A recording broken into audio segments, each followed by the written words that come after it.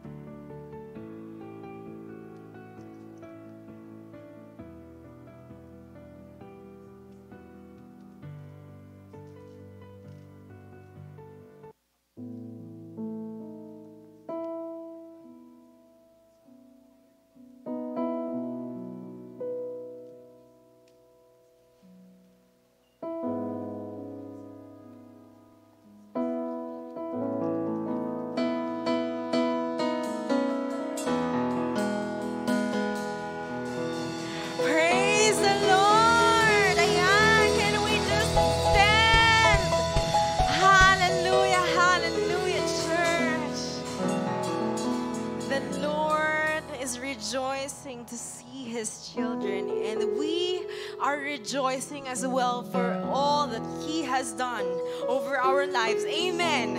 I believe that we have come here na punong-puno ng pasasalamat ang puso. Amen. Amen. Hallelujah. Lord God, today we're just gonna give you back all the glory, God. We're just gonna give you and respond in worship for everything that you have done for us, Lord God. Hindi mo kami binigo kailanman. And Lord, I pray that while we are in the waiting, while we are still in the waiting, Lord, papuri na ang ibibigay namin sa inyo. Tiwala at paniniwala sa kaya mong gawin sa aming buhay. Lord, we're just gonna give you thanks. And we're just going to give you praises today, Lord God. In Jesus' name we pray. And everybody shout, amen and amen. Hallelujah. Come on, today, church, I encourage you to remember all the past few days, ano bang nagawa ng Panginoon sa inyo. And I believe we're not just going to stand and be silent, but we're just going to pour out our thanksgiving to the Lord. Amen. Amen. Amen. Hallelujah. Come on, sing this out loud. Everybody sing.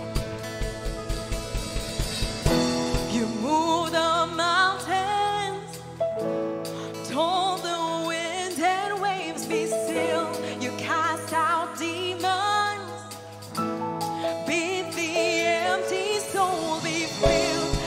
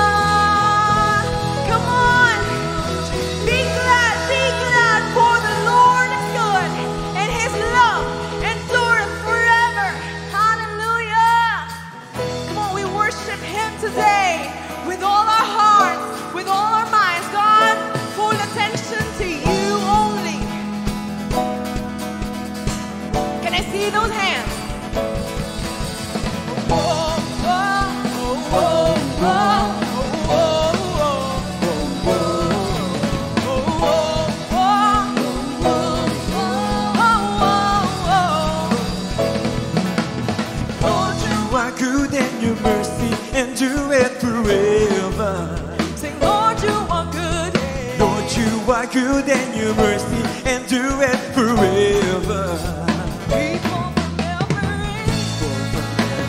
Come on, all generations, everyone in this place, we worship you. Can I see you dancing for the Lord? We worship you. Hey, we worship you. Hallelujah.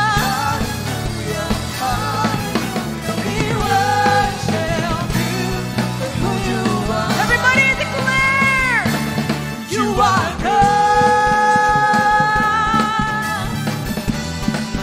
Hallelujah. He is good. He is faithful. And He is holy. Amen. Lord, you are good and your mercy endureth forever. Sing, Lord, you are good.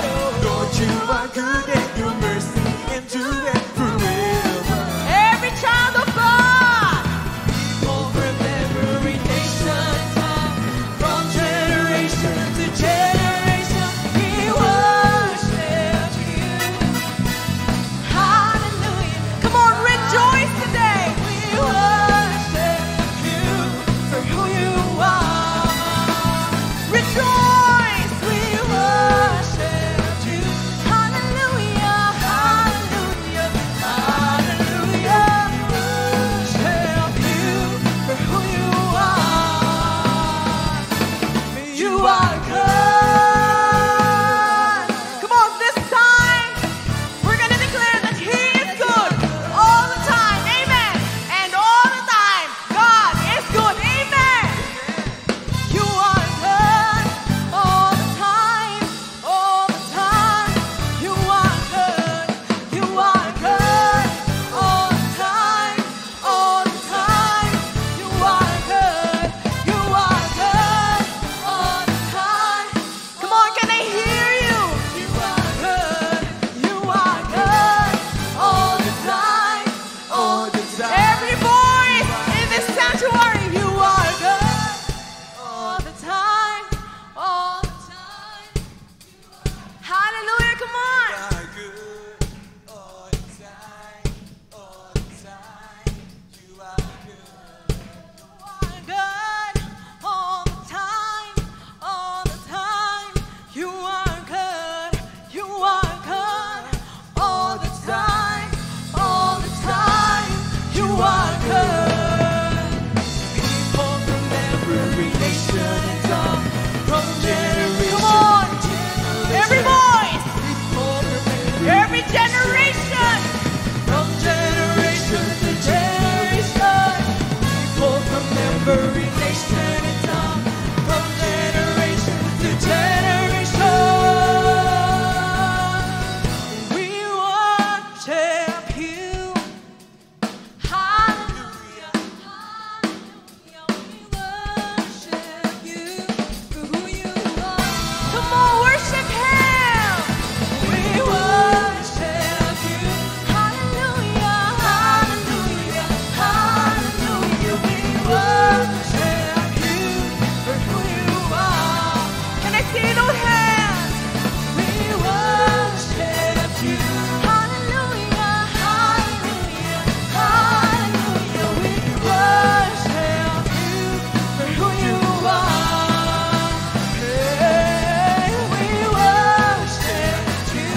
Hallelujah, hallelujah, hallelujah. We worship you for who you are. Everybody, for who you are, for who you are.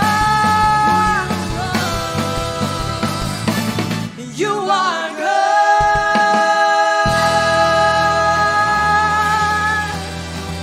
Oh, you are good. Hallelujah. Hallelujah. Indeed, that the Lord is good. Amen. Indeed, that He is faithful. Amen. Indeed, that He is the only truth. Amen. The only Lord who deserves our praises. Lord,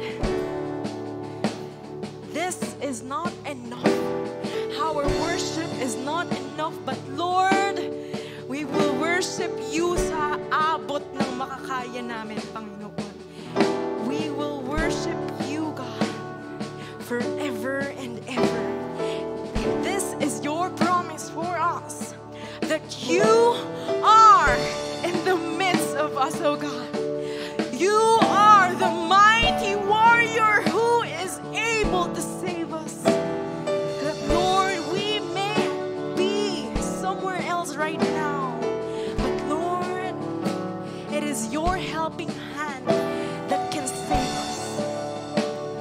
And we can say that you are enough for us.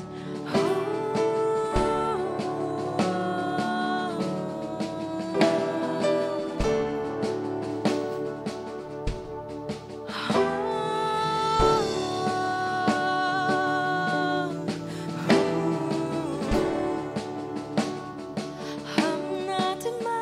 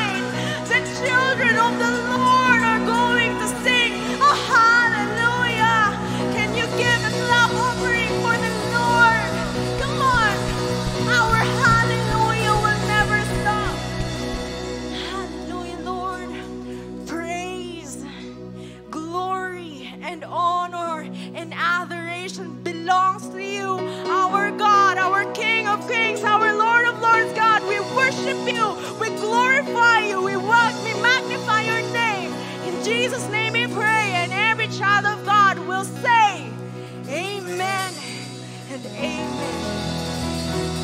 Hallelujah. God bless everyone, and you may now be seated.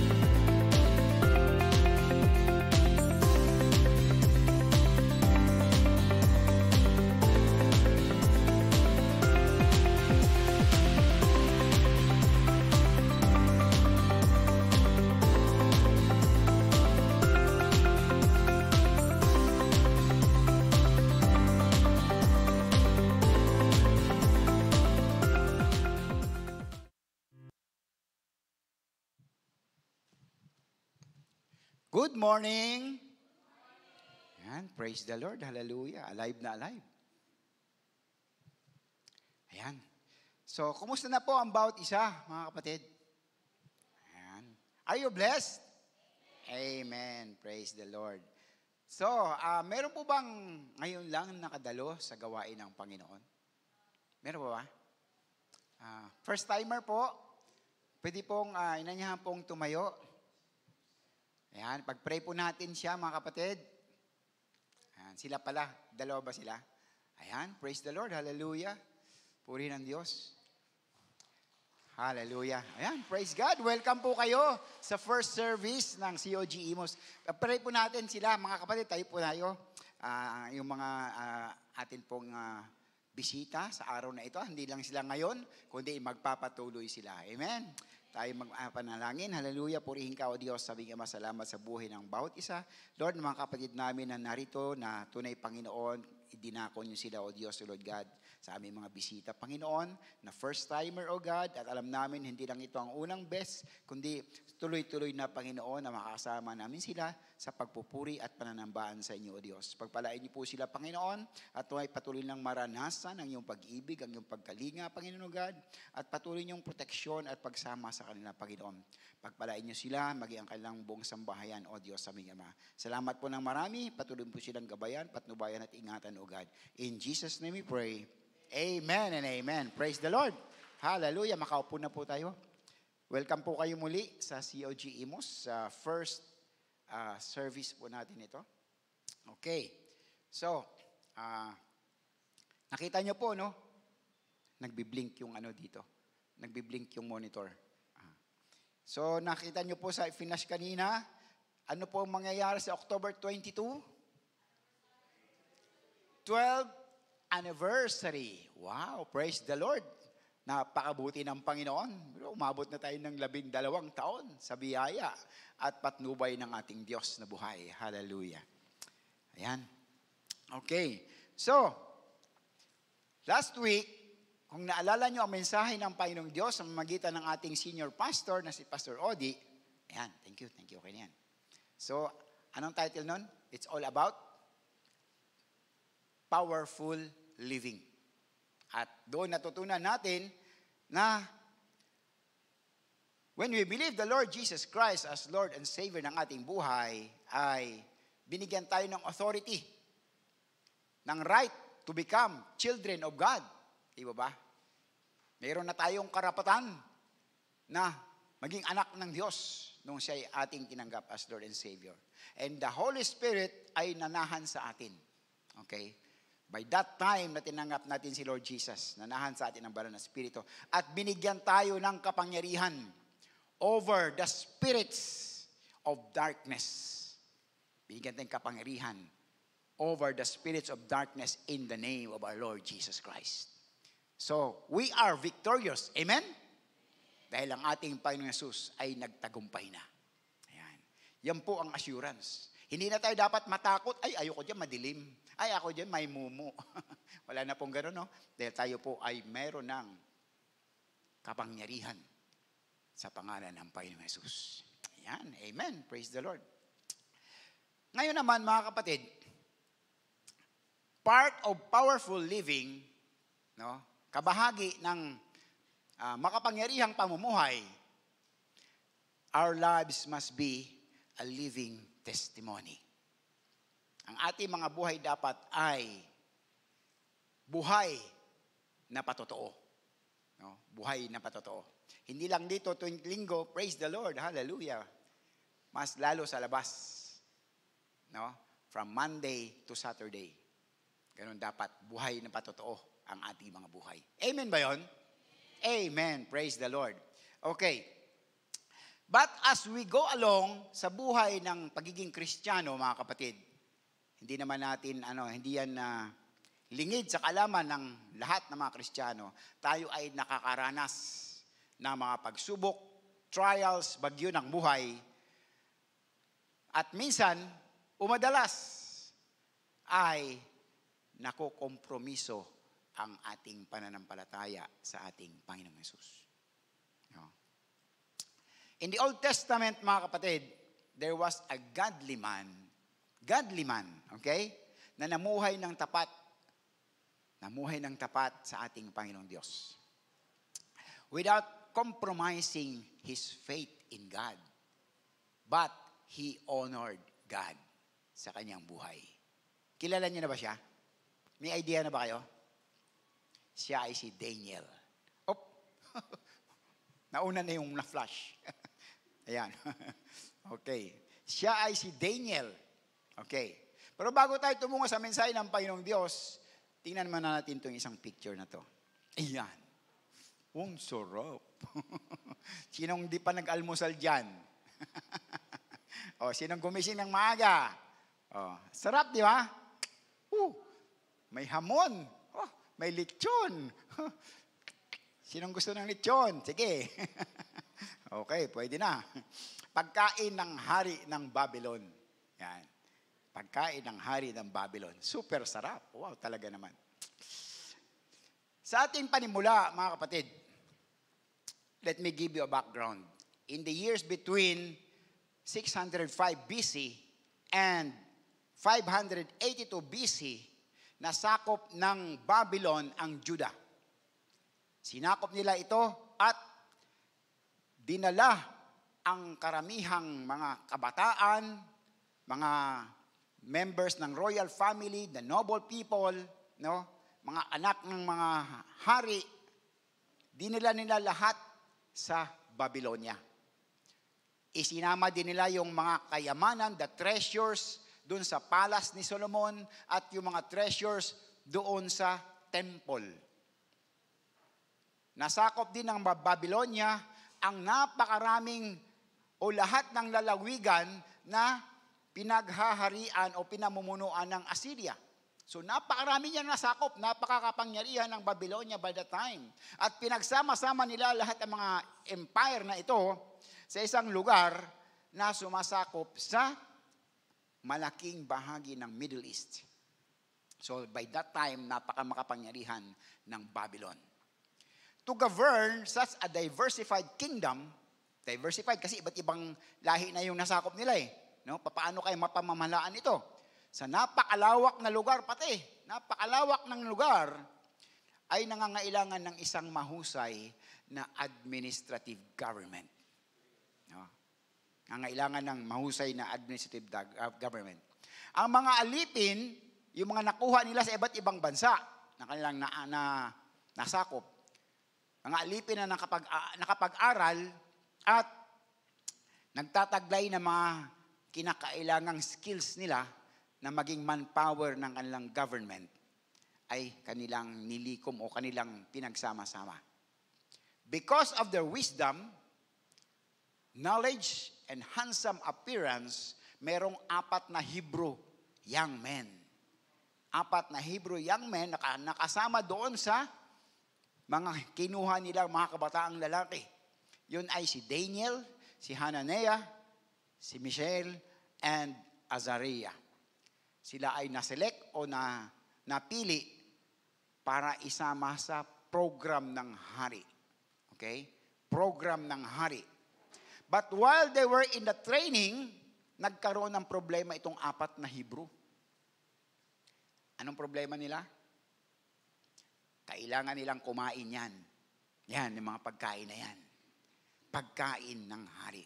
At dapat din silang uminom ng alak na iniinom ng hari. Hindi, ano? Problema ba yan? Kakain ng ganyan? Poproblemahin ba natin yan? Di ba? Sa kanila, malaking problema. Malaking problema. Mag-compromise kaya ang 4 na Hebrew na kabataang ito?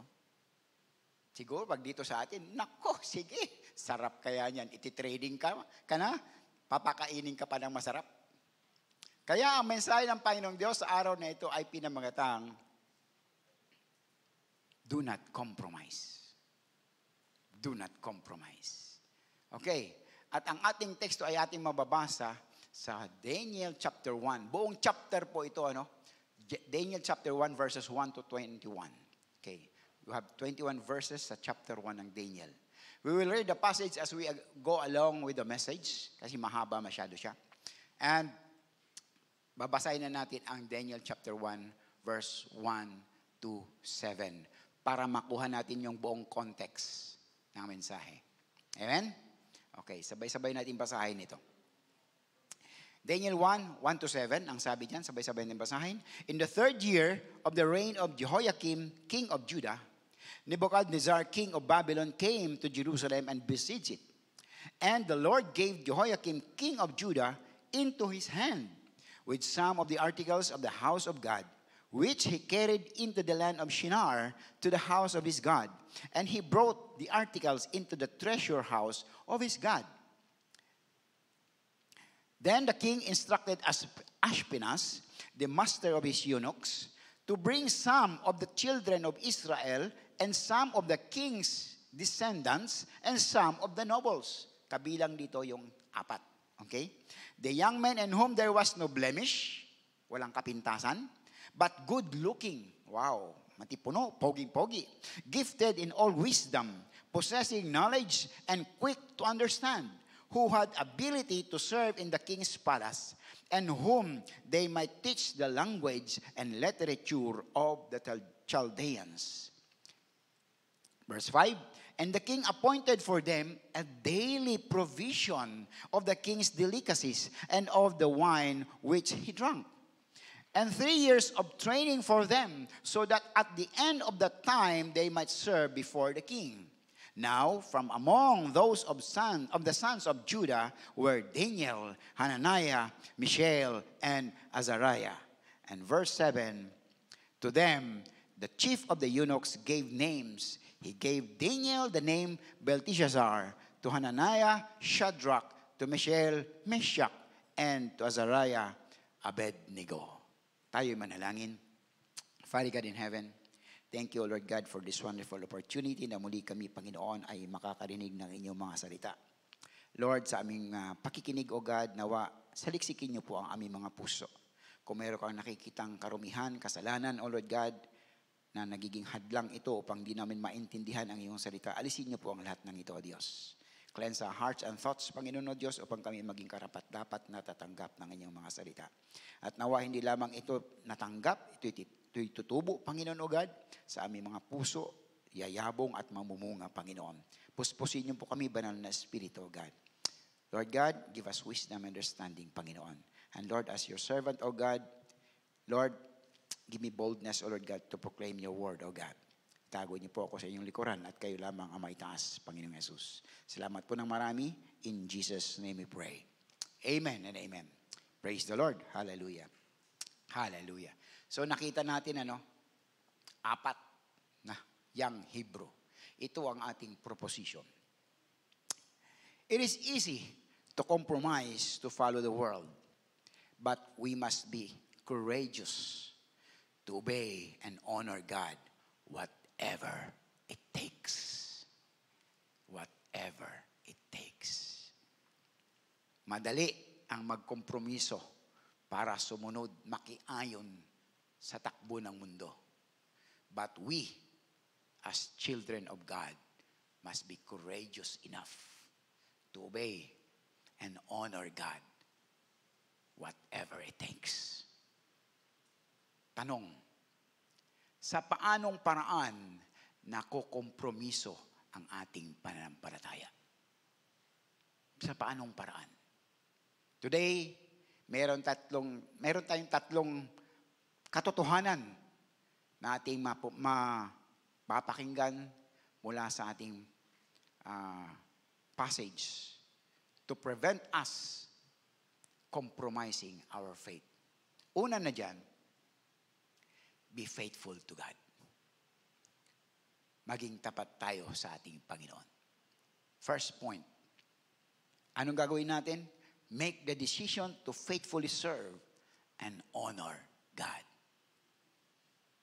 Sa ating teksto, sa Daniel chapter 1 verse 8 ang sabi, sa A, but Daniel purposed in his heart that he would not defile himself with a portion of the king's delicacies, nor with the wine which he drank. Sa sarap ng mga pagkain, ayaw ni Daniel na kumain ng inihandang pagkain ng hari. Binigyan ni King Nebuchadnezzar ang mga batang bihag mula sa Judah ng pagkain at alak mula sa kanyang sariling mesa. Wow, special. They had the very best that the king could offer. Sangka pa. Kaya lang, these provisions, itong mga pagkain ito, did not meet the teachings of the Mosaic Law. Hindi ito naaayon sa katuruan na ibinaba ni Moses. Okay? So, Daniel purposed his heart that he would not eat this food. Talagang inilagay na niya sa kanyang puso, ayokong kumain yan. Hindi ako kakain yan. Ayokong kumain ng pagkain na inihanda ng hari. So, ang salitang purposed, yan, Hebrew word som or sim, commit, set, place, consider. Or desidido na talaga siya, kung sa Tagalog pa. Ang karakter ni Daniel ay nabuo na para sa pagsunod sa Diyos bago pa man nangyari ang pagkabihag nila ng Babylonia. The phrase purposed in his heart ay sabi ko nga, pwede nating i-translate sa nakalagay na sa kanyang puso na hindi ako kakain ng pagkain na yan. Daniel put himself under the full commitment na sundin ang conviction ng kanyang puso. Sa ganitong pagkakataon, sigurado humanga si Aspenas, yung master ng eunuchs ng hari, sa devotion ni Daniel. Ito yung prinsipyo. Here's the principle, mga kapatid.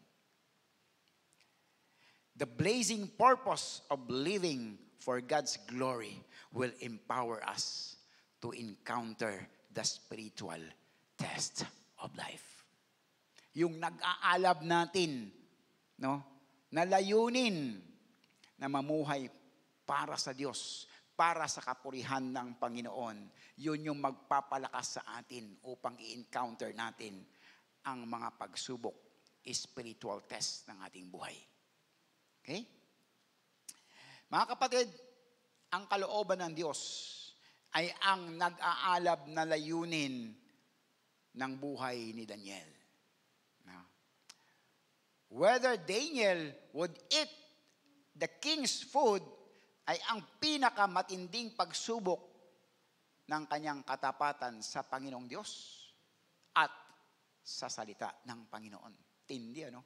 Doon lang sa pagkain, matindi na ang struggle, no? Ang lahat ng mga tukso o anumang mga pangako ay hindi makahahadlang kay Daniel sa kanyang layunin. Okay. A life of luxury o marangyang buhay ang dumating sa kanyang pagkakataon sa buhay niya. Diba? Titrain ka na, pakakainin ka pa ng masasarap. No? Hari mismo ang nagbigay ng pagkain. Ngunit, diretsahan niyang tinanggihan ito. Ayoko niyan. Hindi ako kakain yan. He refused it directly. He would be faithful to God whatever it takes dahil inutos ng Diyos. Okay? Eh yung iba kaya, tikim lang. Kunti lang. No? No? Isang kurot lang, yung manlutong na balat. No? Sarap kaya. Wow. But kay Daniel, sabi ni Daniel, hindi ako kakain. Okay. So, mga kapatid, tindi ano? He set aside the luxury of Nebuchadnezzar. Ito niya ba? Ayoko niyan. Habang tayo mga kapatid ay nandito sa mundo, we will hear many calls to compromise. Maraming pagkakataon mako-compromise tayo. Maraming pagkakataon, maraming way ang devil para tayo ay makompromise sa ating panampalataya. The temporary pleasures of sin. Yung masarap kasi kahit bawal gagawin ko, masarap No? Pleasures, temporary pleasures of sin. Hebrews chapter 11 verse 25. Walang kabuluhang karunungan at pandaraya na ayon sa mga tradisyon ng mga tao at mga alituntunin ng mundong ito. Colossians chapter 2 verse 8. At the lust of the flesh, the lust of the eyes, and the pride of life. 1 John chapter 2 verse 16. All those tempt us to compromise in areas we should not. And usually, mga kapatid, ang tuksong makipagkompromiso ay tumitindi kapag tayo ay natatakot. No? Ano yung takot na yun? Yun yung fear of being rejected. Ay, baka ma-reject ako sa aking grupo. Meron akong magandang grupo sa trabaho, mga office mates, no? Baka naman ako ma-reject o kaya baka naman ako ay ma-criticize. Makiin na lang ako. No? Hindi naman nila alam. Wala naman nakakita sa akin. Okay? Mga kapatid, lahat tayo ay nahaharap sa mga junctions. Junctions sa daan ng ating buhay. Pagkakataon na tayo ay mamimili. Saan ba tayo? Kaliwa? Kanan? Kaliwa? Diretso? Yun yung mga pagkakataon sa buhay natin na kailangan nating humingi ng tulong, ng gabay, ng wisdom sa ating Panginoon. Para malaman natin kung ano ba ang ating tatahaking landas. Sabi nga, whereby we decide either susunod ba tayo sa Panginoong Hesus or go on our own way. Huwag kayong kumanta ng, ano yan, My Way. And this is my way. Maraming nagbarilan, maraming nagpatayan. This is my way. Mas maganda, sundin natin ang Panginoong Diyos. Amen? Amen. Praise the Lord. Palakpakan muna natin ating Panginoon. Hallelujah. Ayan. So, sabi nga, where we are in our Christian life today is the result of choices from the past. Okay? Ulitin ko. Where we are in our Christian life today is the result of choices from the past. Okay? Ang mga kaibigan na napili natin, ang pagpili ng partner in life, yung moral decisions natin, at ang vocation or calling na ating pinili ay nagdala sa atin sa kung nasaan tayo ngayon. Tama ba? Amen? Amen. But there should be no compromise over values and the standards that stem from those values. Okay. Ito yung some examples of things about which we should not compromise. Ayan, some examples. The essentials of Christian faith, including the gospel, huwag nating i-compromise. Okay? And be faithful, the faithful preaching of the word. Huwag nating i-compromise ang salita ng Diyos. Huwag nating i-compromise, ay kasi gusto nilang marinig ito ang gusto ko. Hindi. Kung ano ang sinasabi ng Panginoon, yan ang i-preach mo. Amen? Hindi yung, baka mag-alisan ang mga tao pag You are a man pleaser, not a God pleaser. Amen? Pag sinabi ng Diyos, sabihin mo ito, sabihin mo. Okay? The Lordship and authority of Christ, huwag nating i-compromise. Ang Panginoon lang ang dapat mataas, hindi ang ating sarili. Okay? Our personal convictions, gaya ni Daniel, meron siyang personal conviction.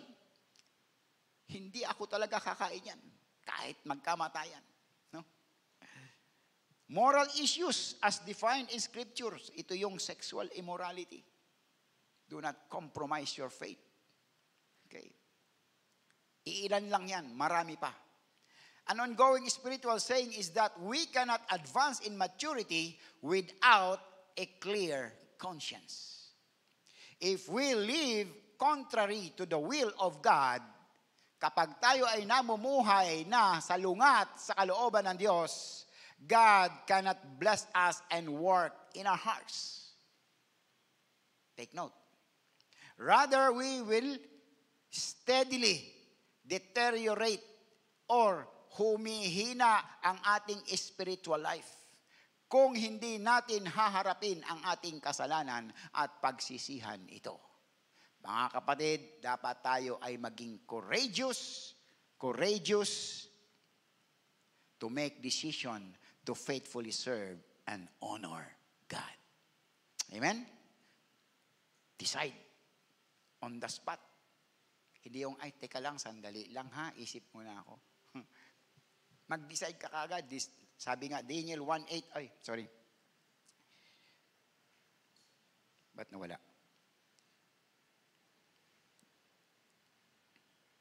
Okay. Yan, 1:8b. Therefore, he requested of the chief of the eunuchs that he might not defile himself. Ang ginawa ni Daniel, nung nandun na siya sa sitwasyon na pakakainin na sila na pagkain ng hari, ang ginawa niya, nag-initiate siya. He initiated, regardless of the possible outcome. No? Sabi niya, nag-request siya doon sa master ng eunuch na si Aspenas.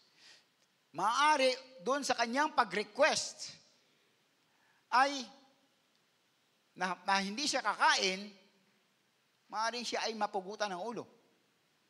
No? Maaaring siya ay patayin. Dahil pag sinabi ng hari, hindi nababali. Di ba? Ganon, di ba? Pag inutos ng hari, kainin nyo ito, inumin nyo ito, sundin nyo. Ang sabi niya, hindi ako kakain yan. Nag-request siya. Daniel could have suffered punishment. Sabi nga, nung sinabi niyang hindi siya kakain, mapupugutan siya ng ulo. This request to not to eat the king's food was courageous of Daniel's part. Katapangan yun. Pag i-approach mo yung eunuch, yung master of eunuch para sabihin na hindi ako kakain yan, meron siyang katapangan na sabihin ito. He chose to be faithful to God. Kaya nag-request siya.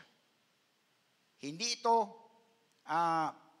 nagdulot ng pagsalungat sa determinasyon ni Daniel para sumunod sa ating Panginoon.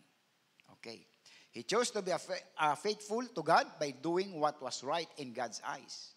Itong 4 na Hebrew young men ay hindi kumain because it was not lawful for them to eat the food na hindi pinrepare o hindi in accordance to Mosaic law.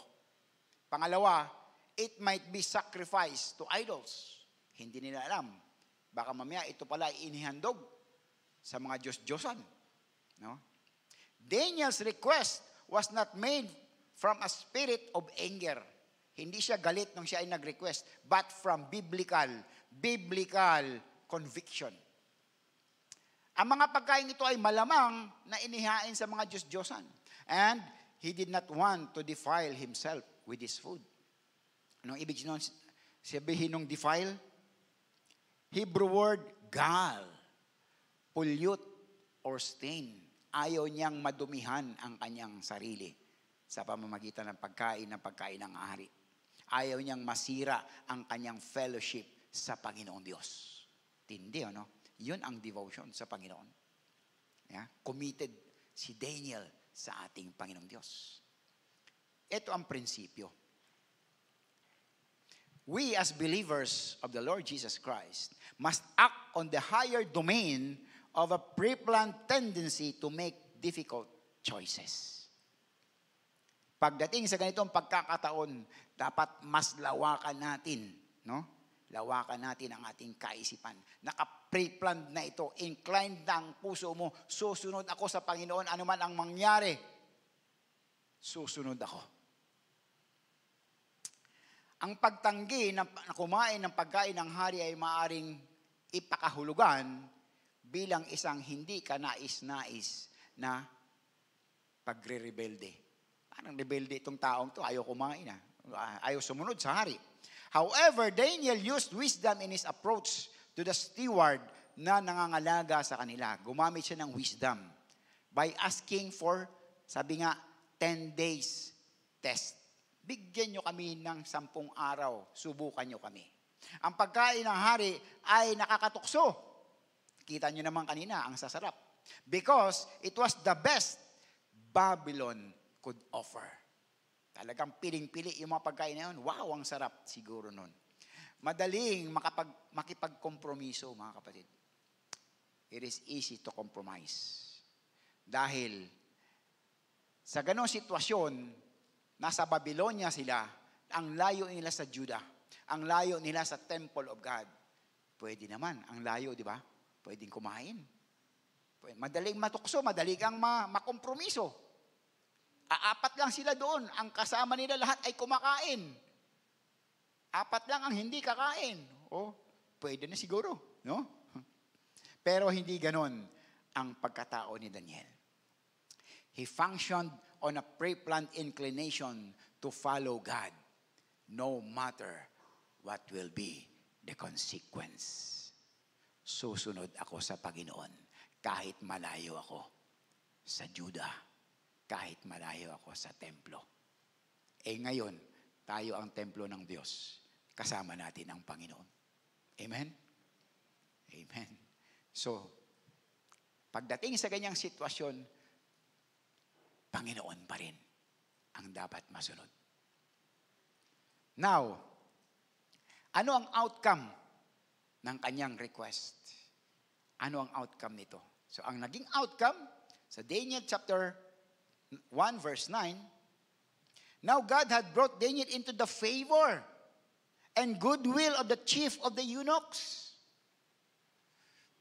Hinipo ng Diyos yung eunuch para paboran si Daniel. Ang Diyos ang nag-intervene. Dahil tapat ka sa akin, akong bahala sa iyo. Yun po yun eh. Tinitest lang ng Lord ang ating puso at yung ating pagsunod. Amen? Okay. Pansinin natin yan mga kapatid. God had brought Daniel into the favor and goodwill of the chief of the eunuchs. Namagitan ang Diyos sa mga nakakataas kay Daniel para bigyan siya ng pabor. Pagbigyan siya sa kanyang requests.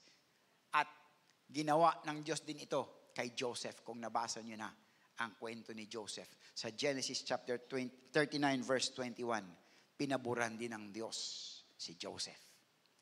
God processes everything that every believer goes through. Or sa Tagalog, pinoproseso ng Diyos ang lahat ng pinagdadaanan ng bawat mananampalataya. Tandaan natin yan. Ang Diyos ang kumikilos sa ating buhay. Amen? Pag tapat tayo sa Panginoon, He will take care of us. Di ba? Tandaan yan natin mga kapatid. The Lord Jesus never abandons us. He will never leave us nor forsake us. God is faithful. The word goodwill is often used in the Old Testament for God's favor and compassion. Ang Diyos ang nagdulot ng ganitong saloobin kay Ashpenaz. Ngayon, we need to respect din naman doon sa point of view ng ibang tao. Kapag nag-request tayo, bigyan din natin ng respeto ang mga tao. So, anong kasunod? Yan, goodwill is tender love. Be faithful to God. Make the decision to faithfully serve and honor God. Make the initiative regardless of the possible outcomes. And make the initiative but respect those that may not understand. Kasi sa eunuch, sa part ng eunuch, hindi niya maunawaan. Special na nga itong pagkain eh. Bakit ayaw mo? Bakit nag-request ka pa ng gulay? No? Na hindi ka kakain ng mga ganitong pagkain, gulay. Daniel appreciated the dilemma or difficulty that the king's official was in. Ano ba ang dilemma ng eunuch na ito nung mag-request si Daniel? Ang sabi diyan, and the chief of the eunuchs said to Daniel, I fear my lord the king who has appointed your food and drink. Siya yung nagbigay na mga pagkain ito, natatakot ako sa kanya. For why should he see your faces looking worse than the young men who are your age? Then you would endanger my head before the king. Pupugutan ako ng ulo kapag kayo ay malnourished. So Daniel said to the steward, whom the chief of the eunuchs had set over Daniel, Hananiah, Mishael, and Azariah, ang sabi diyan, please, test your servants for 10 days and let them give us vegetables to eat and water to drink. Ayaw ni Ashpenaz na magmukhang payatot o malnourished ang 4 na binata, kaya tumanggi siya. Wag naman. Tingnan nyo rin naman ang aking kalagayan. Pagbibigyan ko kayo, baka mapugutan ako ng ulo. Okay? So, ayaw niya magmukhang malnourished dahil maari siyang, sabi nga, mapapatay ng hari. But the king, sabi nga, had specifically ordered the menu. Kaya yun ang kanyang ikinatatakot. Biro nyo yan, special talaga mula sa hari. Kaya takot na takot si Ashpenaz, ang master of the eunuchs. So ito ang prinsipyo dito. We trust God that He will deliver us even in a very difficult situation because He is faithful. Pakisabi sa katabi nyo, God is faithful. Amen. God is faithful. Palakpakan natin Diyos na buhay. God is faithful. Ano man ang ating kalalagayan, ano man ang kagipitan, nandun tayo. God is faithful. Hallelujah. Ito ang magandang example, mga kapatid. Daniel willingly put his faith to the test. Dahil sa kanyang pagtitiwala sa Diyos na makapangyarihan sa lahat, na ipagkakaloob ng Diyos ang lahat ng kanyang pangangailangan. Ganon din tayo. Dapat ganon din ang ating panampalataya sa ating Panginoon. No? Dalawa lang naman ang kanyang pagpipilian. Susunod ba siya sa Diyos o susunod sa Haring Nebuchadnezzar? Dalawa lang yon. He is in the situation in which he has to choose between things that are unpleasant or undesirable. Okay? Matapos napalitan ang kanyang pangalan na Daniel, ginawang Belteshazzar, pangalan ng isang Hebrew, ginawang pagan name, at pinag-aaral siya sa Babylonian University at siya ay pinagtatrabaho sa pagan government at china-challenge pa siya na pakainin ng pagkain ng hari na hindi naaayon sa batas ni Moses. Problemang malaki. Ang ginawa niya ay he created an imaginary boundary that he should not cross it. Dito ka, hindi ako tatawid dyan. O kaya dyan, yan ang pagkain. Hindi ako pupunta dyan kahit anong gawin nyo. The mark of a great man or woman is the willingness to go contrary to the herd. Or ang tanong, when great pressure, mga kapatid, comes upon you, can you make the right decision in the face of a great unfavorable conditions? Makakagawa ba kayo ng desisyon kapag nandyan na kayo sa kondisyon na yan o sa sitwasyon na to? O kung sa Tagalog, kung dumating sa iyo ang matinding kagipitan, kapatid, makakagawa ka ba ng tamang desisyon sa harap ng malaking di ka nais-nais na sitwasyon? O baka matuturete na tayo, anong gagawin ko na, hindi ko na alam. Baka ganun na lang tayo. Di ba? Daniel knew in his heart what he needed to do. Kasi nakabaon na sa puso niya susunod ako sa Diyos. Susunod ako sa Diyos. Ang Diyos na makapangyarihan sa lahat. Alam ni Daniel sa kanyang puso ang kailangan niyang gawin. Daniel initiated to approach the chief of the eunuchs and raised his request. Daniel chose the path to be faithful and honor God. Now, pumunta tayo sa second point natin. Don't give up. Trust God. Don't give up. Daniel not only followed the convictions of his heart, he lived those convictions by trusting God. At ang sabi sa Daniel 1:12-13, please test your servants for 10 days, and let us be given some vegetables to eat and water to drink. Then let your appearance be examined before you, and the appearance of the young men who eat the portion of the king's delicacies. And as you see fit, so deal with your servants. Nag-request siya na hindi siya kakain, pero gumawa rin siya nag-initiate din siya ng way para sila ay may pagkain. Testingin nyo kami. Bigyan nyo kami ng masarap na gulay. Ang sarap naman. Anong kailangan yan? Thousand Island dressing? Para may salad? Wow. Ayos ano. Sarap naman ng gulay, fresh na fresh. Yan ang request niya. 10 days lang naman 10 days lang, tsaka tubig. Kakain kami niyan. Tingnan nyo kung ano ang magiging itsura namin. Katumbas doon sa mga taong kumakain ng pagkain ng hari. Maliwanag. Daniel's request na hindi kakain ng pagkain ng hari ay nireject ni Aspenas. Di ba kanina sinabi niya? Ayoko, mapugutan ako ng ulo. Hindi ko kayo papayagan. Mukha kayo malnourished. No? But he did not give up. He did not lose hope. Yan take note. Hindi nawalan ng pag-asa si Daniel. Okay? At nagbigay pa siya ng idea. Okay. Instead, he spoke with the steward na nangangalaga sa kanila and offered a test to determine whether eating vegetables and water would work. Daniel offered an experiment para makita kung effective ang kanyang proposal. 10 days test. So, Daniel placed his convictions to the test.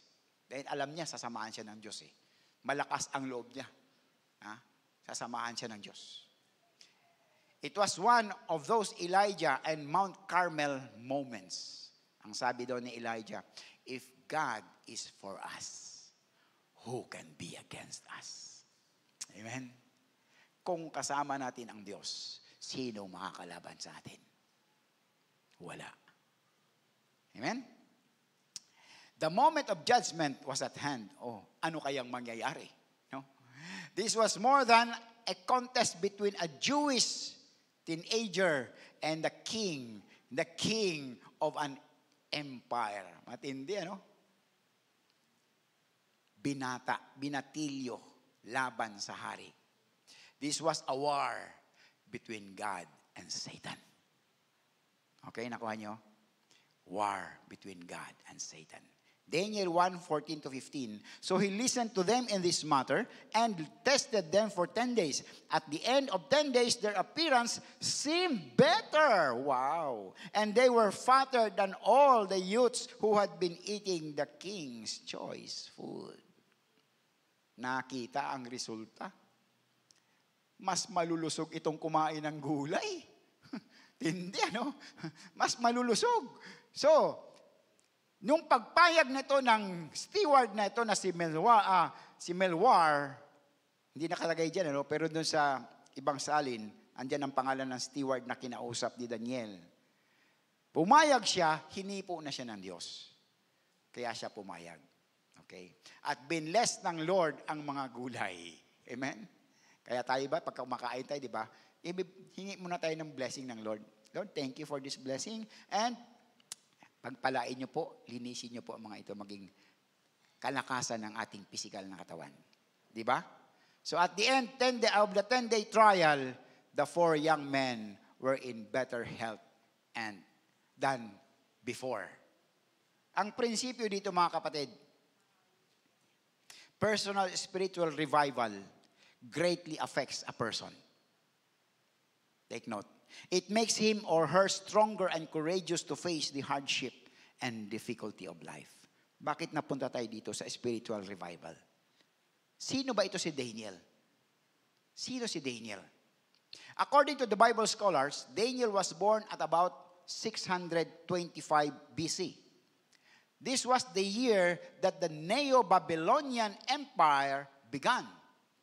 He lived through the reign of Nebuchadnezzar and his successors until the Babylonian Empire fell by the conquest of Cyrus, the king of Persia.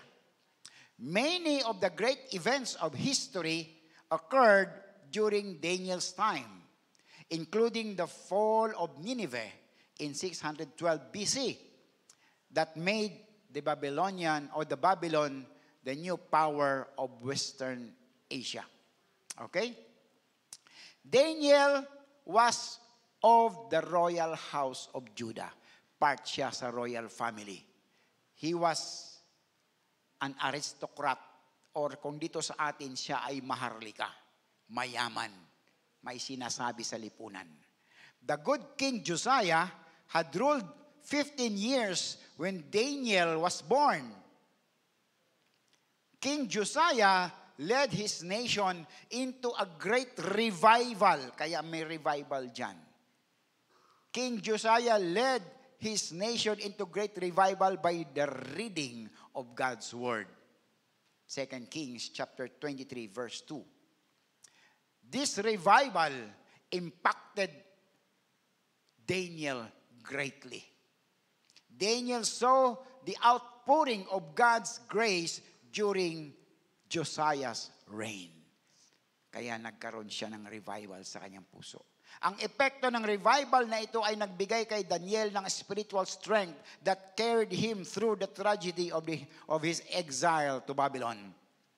Daniel refused to compromise. As he was in Jerusalem, so he was in Babylon. Walang pagkakaiba. Napunta man ako sa Babylon, ganun pa rin ako. Susunod ako sa aking Diyos. Wala man ako sa Jerusalem, susunod ako sa Panginoon. Saan man ako naroon, ganun din tayo. Saan man tayo mapunta sa lupalop ng mundong ito, susunod tayo sa Panginoon. Amen? Amen. Hallelujah. The impact of that revival carried him through adversity throughout his life. Kapatid, may pagkakataon ba sa iyong buhay na ibinigay mo ang iyong sarili sa Diyos at sa Kanyang salita nang walang pag-aalinlangan? Nangyari ba sa inyo? Yung buong buo, Lord, sa iyo na to, bahala na kayo. Sa akin, ilang beses na yan. I am nothing, Lord. Kayo ang lumikha sa akin. Kayo ang nagdala sa akin sa lugar na ito. That was in Saudi Arabia. Kayo lang ang makapag-alis sa akin dito. Maraming beses ko nang naranasan. Ang sabi ni Apostol Pablo sa 1 Peter chapter 4 verse 19, therefore, let those who suffer according to the will of God yield their souls to Him in doing good as to a faithful Creator. Tapat ka lang. Sabi, be brave enough to be a Daniel. Be brave enough to stand alone. Be brave enough to have a purpose firm purpose. Be brave enough to make it known. Ihayag mo. Maging matapang ka, ihayag mo ang salita ng Diyos. Ihayag mo, ipamuhay mo ang salita ng Diyos. Huwag kang matakot, huwag kang mahiya. Kasama mo ang Diyos. Amen? Huwag kang matakot. Sino ba sila? Tao din lang sila eh. Gawa ng Diyos. Ang ating sinasamba, ang lumikha ng lahat. Amen? Ang ating sinusunod, ang lumikha ng lahat. Amen? Hallelujah. Purihin ang Diyos na buhay. Hallelujah. Why live by faith? Bakit ba tayo mamumuhay sa pananampalataya? Why live by faith? Ang sabi sa 2 Corinthians 5:7, for we walk or live by faith, not by sight. Hindi tayo lumalakad ayon sa ating nakikita. Tayo ay lumalakad ayon sa ating pananampalataya sa Panginoon. The God who knows from the beginning to the end. The God who controls everything. Siya ang ating pinanampalatayanan. Ano ang epekto ng faith? Why live by faith? A faith demonstrates your reliance on God.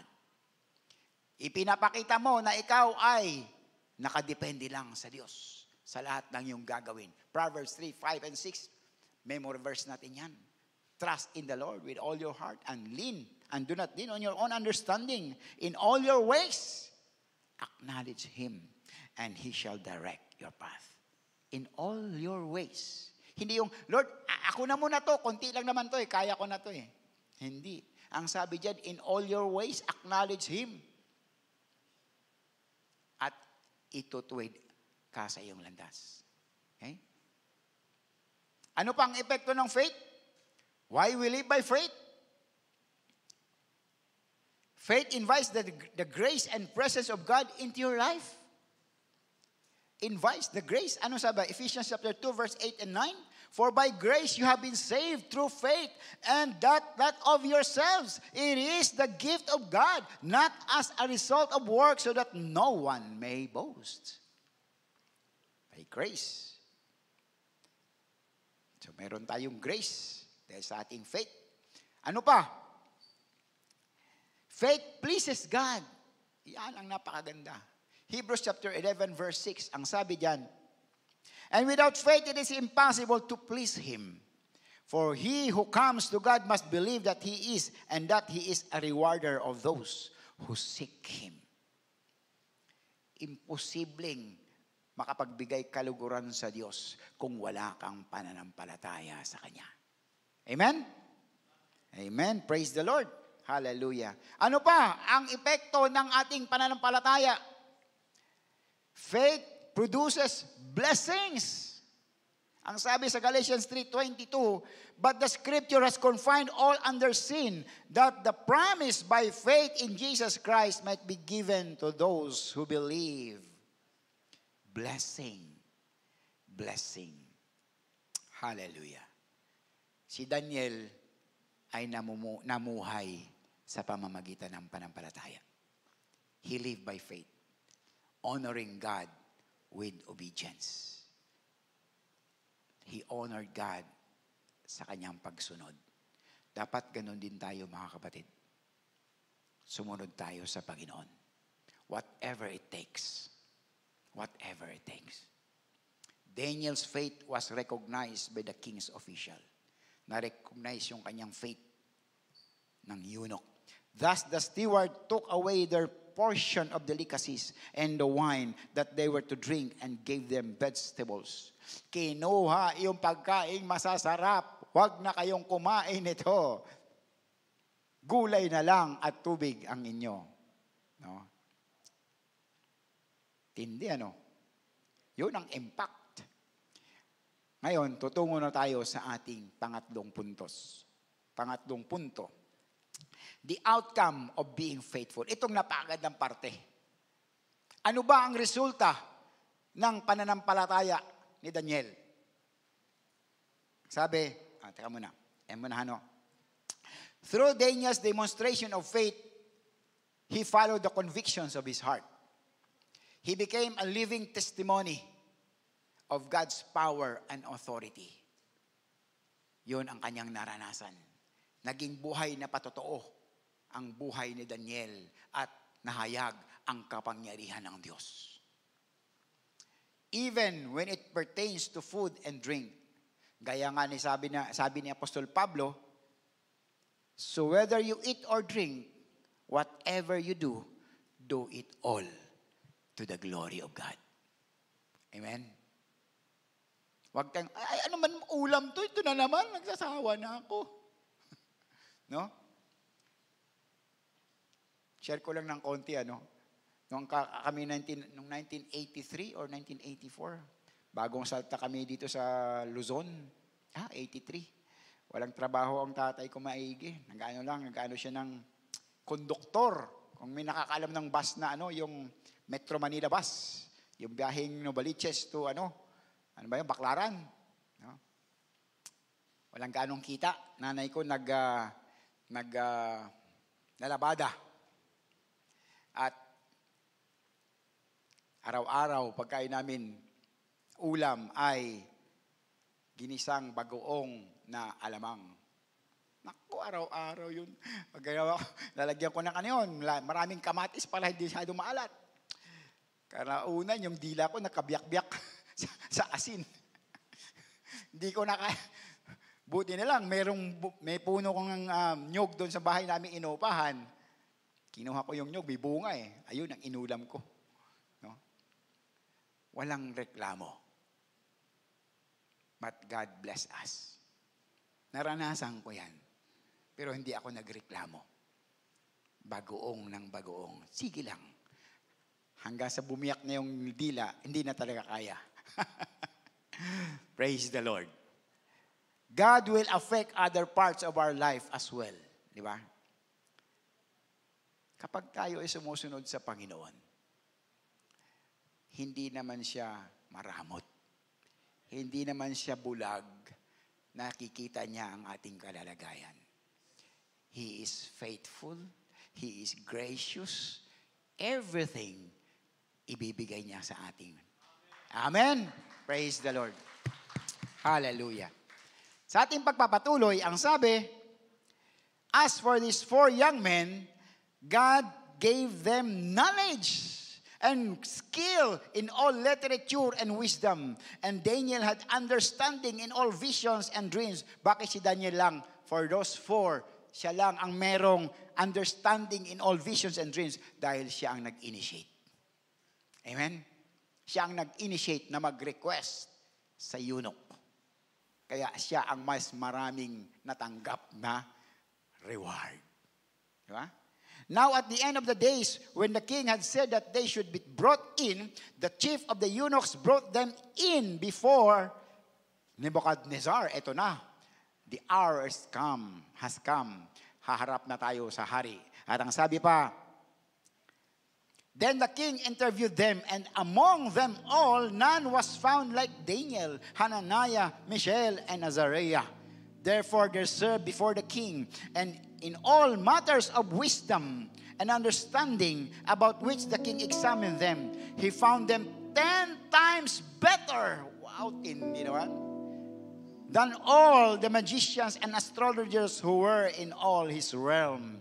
Thus Daniel continued until the 1st year of King Cyrus. Tindi, Yan ang epekto, yan ang resulta ng pagiging tapat ni Daniel sa Panginoon. Ganon din tayo. Anong binigay kay Daniel? Daniel's faith brought about many blessings. God gave him knowledge, intelligence, and wisdom. God gave him insight and divine revelation. God gave him honor and respect among the pagans. Ginawa siyang mataas sa gobyerno, ng Babylon. God gave him leadership and authority. Isipin mo lang, sila ay mga exile, pero binigyan siya ng mataas na posisyon. Nag-lead pa. Kaya mga kapatid, manatiling tapat sa Panginoon. Amen. Matthew 5:16, ang sabi diyan, let your light so shine before men that they may see your good works and glorify your Father in heaven. Magningning tayo mga kapatid. sa pamamagitan ng banal na Espiritu. Hayaan natin na ang kanyang bunga ay makita sa ating mga buhay. Hindi yung ating galing, hindi yung ating yaman, hindi. Ang presensya ng Diyos sa ating buhay ang dapat makita sa atin. Amen? Para sa ating paghayo, nakikita ito ang tapat na lingkod ng Diyos. Sa pag-serve natin sa Panginoon, sa pag-share natin ng salita ng Diyos, makikita nila ito ang tapat na anak ng Diyos. Makikita nila. Magniningning tayo, mga kapatid. Sa ating pagtatapos, alalahanin natin ang katapatan ni Daniel sa ating Panginoong Diyos. In conclusion, Daniel shows courage in the face of discouraging opposition to God's Word. Maging matibay tayo, maging matapang tayo. Dahil ang ating ginagawa ay para sa Panginoon. Hindi ito para kanino paman, kundi para sa Diyos. Maging matatag tayo, maging matapang tayo to share the gospel. To share the gospel sa ating mga kapitbahay, sa ating mga kakilala, sa ating mga kaopisina, sa ating mga kaeskwela. Share the gospel. Daniel reveals the importance of honoring convictions, living by faith, and being a living testimony of God's power and authority. Let your life be a living testimony that you are a son, a daughter of God. Amen? Maging buhay na patotoo ang ating buhay. And lastly, hallelujah, yan si Daniel. As we are living in treacherous days, facing temptations and compromise, may we remember the example of Daniel. Kapag nasa gitna ka na ng pagkakataon na ikaw ay makukompromiso na sa iyong panampalataya, alalahanin mo ang ginawa ni Daniel. It gives us courage on how to live a life that honors God. Siya lang at wala nang iba. Mga kapatid, dapat tayong maging maingat na ipamuhay ang ating paniniwala sa salita ng Diyos. Walang saysay na makabisado natin ang lahat ng salita ng Panginoon kung hindi natin ito ipinapamuhay. Amen? Ipamuhay natin ang salita ng Diyos.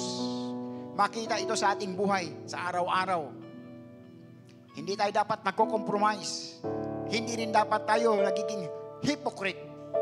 Dapat tayo ay totoo bilang anak ng Diyos. Kapag ang ating intensyon ay aktibong ituloy ang isang mas malalim na kaugnayan sa Diyos at sundin siya sa lahat ng bagay, mas malamang hindi tayo makukompromiso.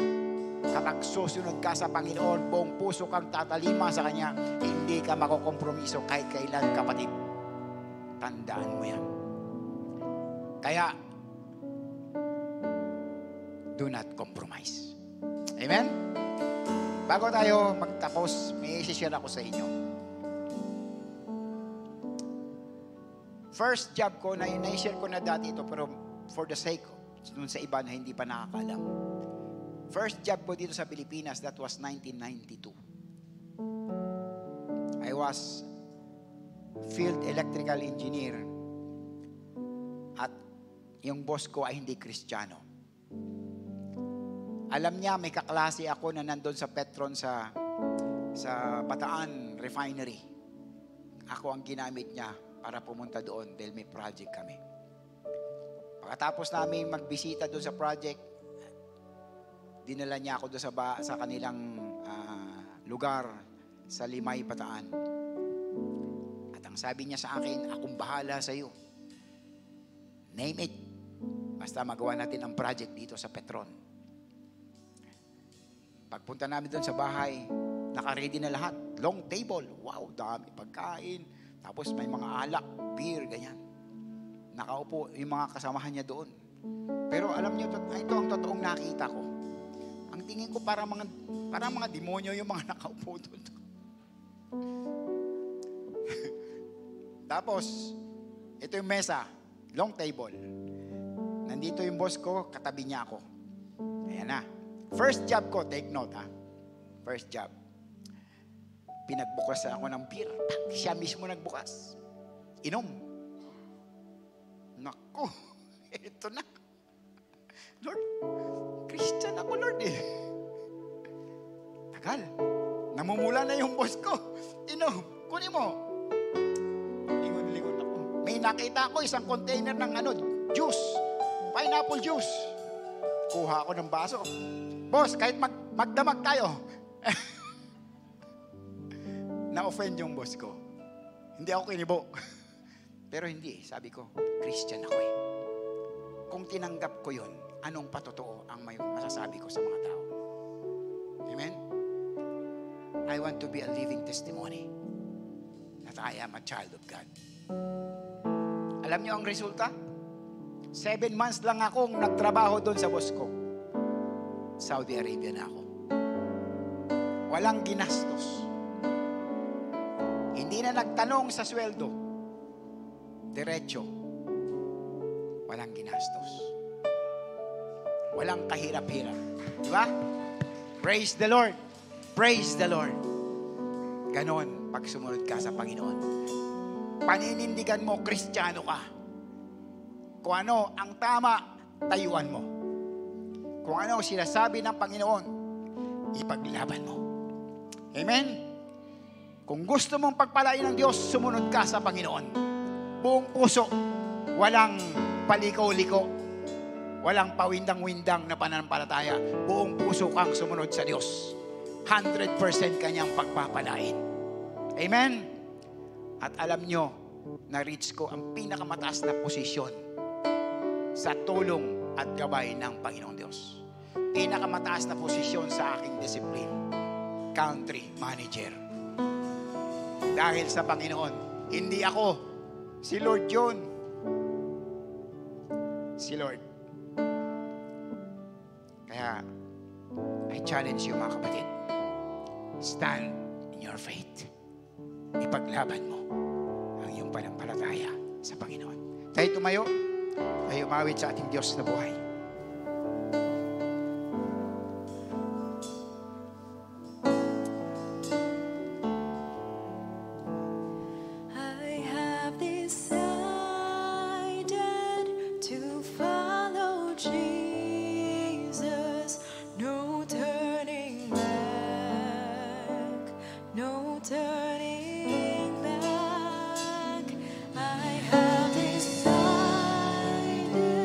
To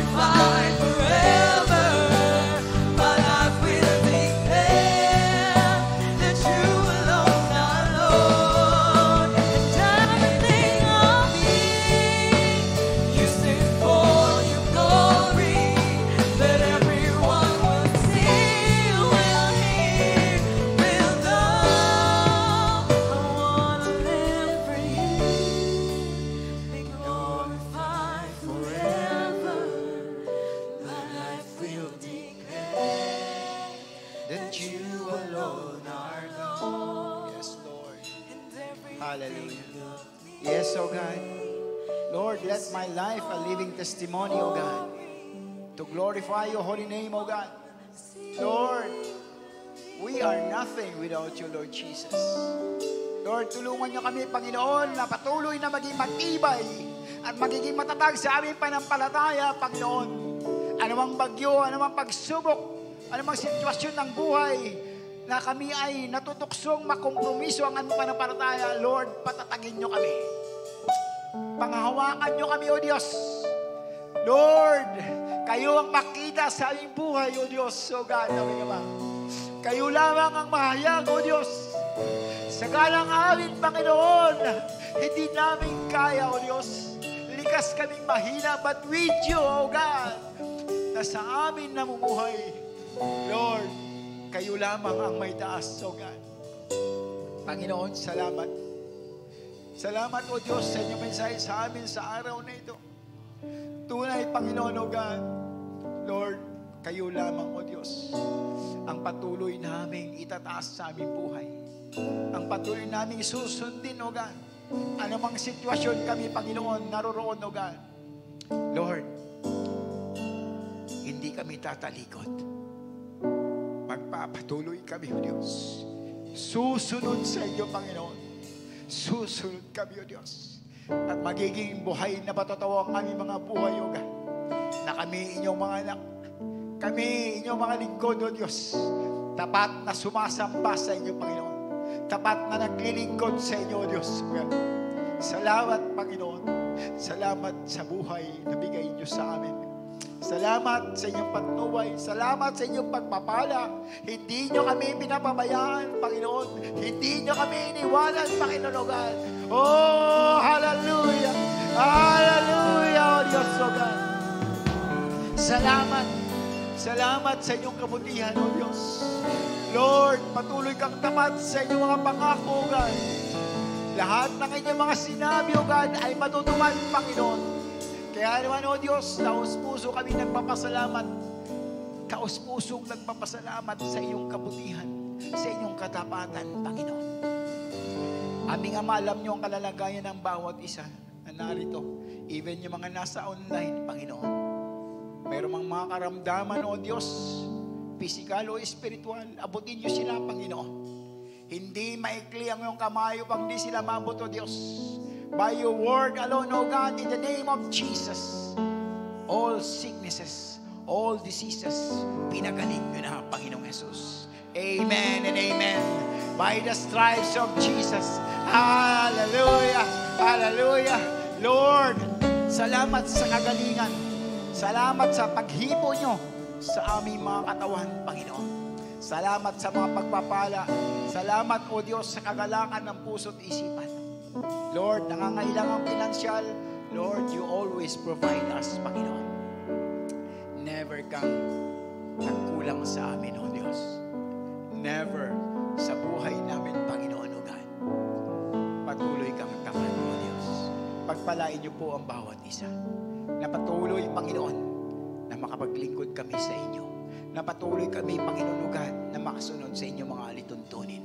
Hanggang sa muli niyong pagbabalik, Panginoong Jesus. Panghawakan niyo po ang bawat isa, Panginoon. Increase our faith, O God, day by day. Increase our faith, O God, day by day. Lord, we entrust to you our lives. Maging ang aming mga mahal sa buhay, pagpalain niyo po sila, O Diyos. Abutin ang kanilang pangangailangan sa araw-araw.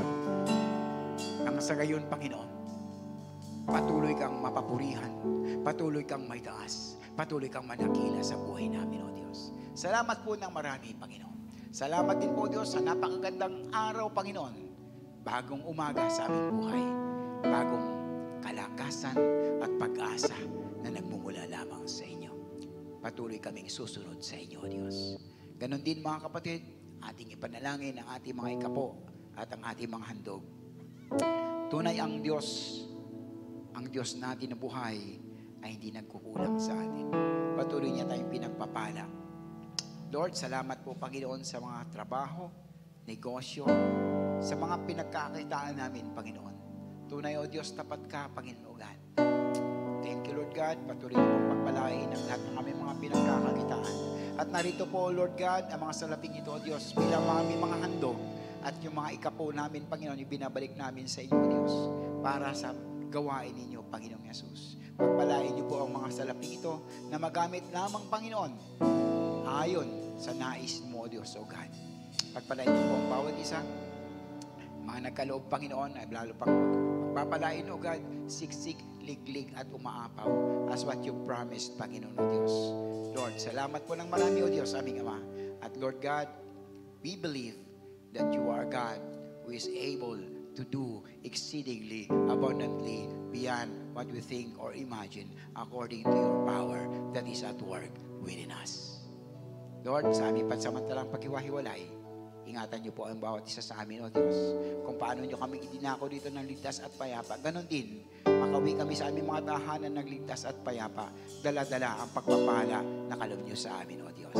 At sa sunod na linggo, muli kaming babalik upang muli magpasalamat at magpuri at sumamba sa inyo, O Diyos, aming Ama. And as your servant, O God, allow me to bless your people with the love of the Father, with the grace and measure of our Lord Jesus Christ, and the continuous fellowship of the Holy Spirit be upon us today and always. And everybody will say, Amen and Amen. God bless you all, mga kapatid. God bless you. God bless everyone and a happy Sunday to all. Again, inviting you to attend our Ignite every Wednesdays